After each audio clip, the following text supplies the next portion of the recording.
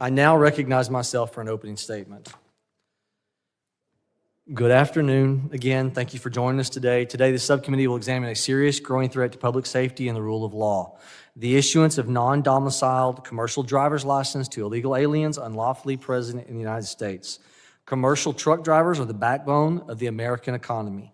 Every day, they transport food, fuel, medicine, and other critical supplies all across the United States and enable everyday life to continue without disruption.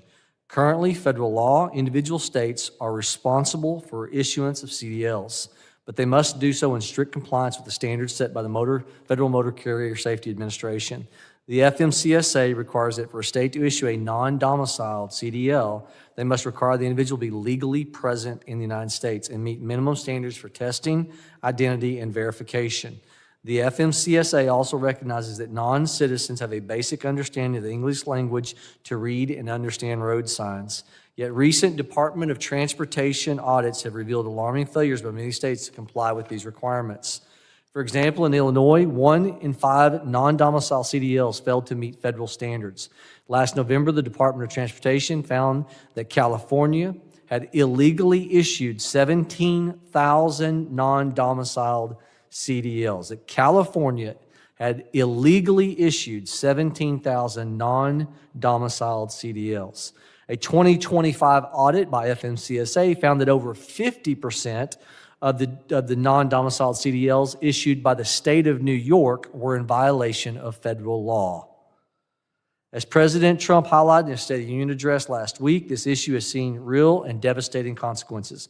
In 2025 alone, at least 17 fatal crashes resulting in 30 deaths were caused by illegal aliens driving commercial vehicles with CDLs.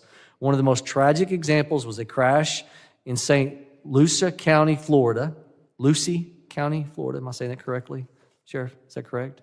Thank you. An illegal alien from India failed the CDL test 10 times in the span of 2 months. I want to repeat that. This accident occurred in your county.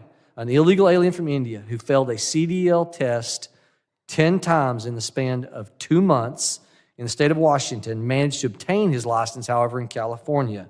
Then drove his 18-wheeler to Florida and caused a serious vehicle incident after making an illegal U-turn, instantly killing 3 people. These are not paperwork errors, rather they represent systematic breakdowns and oversight that put American families at risk. These tragic incidents were caused by drivers who should never have been entrusted with commercial driver's licenses in the first place. These individuals were unfit to hold that credential, and if states would follow through with standards and laws, they would not qualify them to receive one. The human cost of these failures is painful. 2024, 5-year-old Delilah Coleman was nearly killed when a tractor-trailer driven by an illegal alien carried a fraudulent non-domiciled CDL directly collided with the vehicle she was in. Following this incident, Delilah endured a coma and months of hospitalization and had to relearn how to walk, talk, and eat. Her recovery was nothing short of a miracle. While I am grateful that Delilah is making progress in her recovery, must be clear, this tragedy should never have happened. When the rules that protect the public are treated as optional by certain states, innocent people like Delilah pay the price.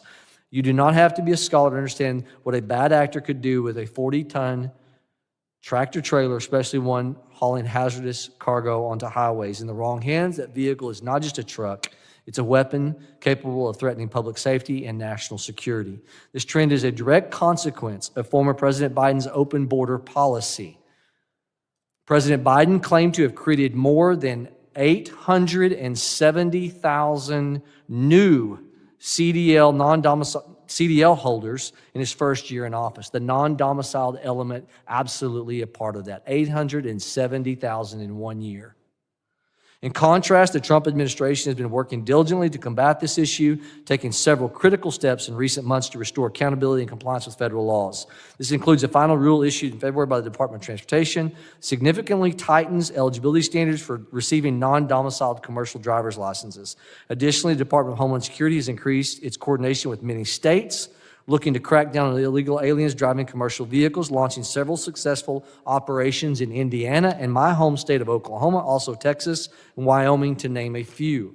Finally, some states like Oklahoma, have taken steps to introduce legislation to combat this problem. Model legislation. In May of last year, Oklahoma passed the Oklahoma Secure Roads and Safe Trucking Act, authored by State Senator Kendall Sakariri and State Representative Jonathan Wilk, which increases the threshold of non-domiciled CDLs and requires that an individual provide proof of foreign citizenship and valid work visa and demonstrate English language proficiency.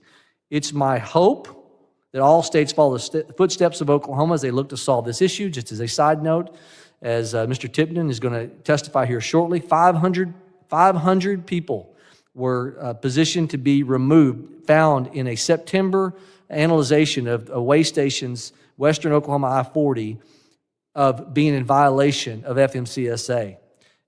500. And Oklahoma, in a very short time frame, showing how people coming through our state, following suit of this change of statute, is something that every state ought to be looking to replicate, every governor, because of the tens of thousands of these commercial truck drivers that are on the roads coming through your state. Although we are righting previous wrongs, we must remain vigilant. We must make sure the states enforce the law, keep license out of the hands of unqualified people who are unlawfully present. It's not a matter only of public safety, but a matter of national security. Again, I want to thank our witnesses for being here today, and I now yield to Ranking Member Thanadar.